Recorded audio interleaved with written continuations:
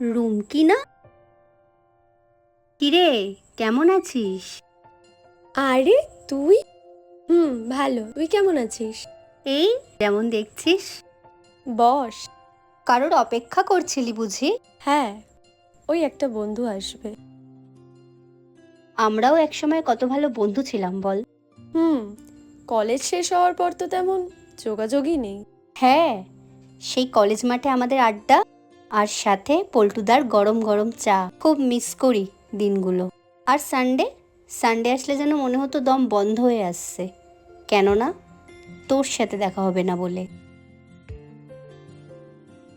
দিনগুলো কত তাড়াতাড়ি ফুরিয়ে গেল, আর ফিরে আসবে না সেগুলো।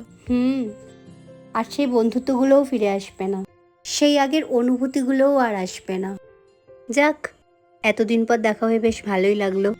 আসি রে, অনেক দেরি হয়ে গেছে, আমাকে যেতে হবে।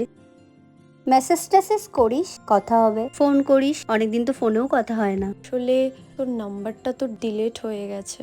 তুই দে, আমি সেভ করে নিচ্ছি। খারাপ ভাবিস না প্লিজ। তাহলে থাকুক, আমার একটু তাড়া আছে বুঝলি, আসি। সময় সব কিছু পাল্টে দেয়। একটা সময় আমরা যাদের প্রায়োরিটি লিস্টের টপে থাকতাম, এখন হয়তো আমরা তাদের কন্ট্যাক্ট লিস্টেও নেই।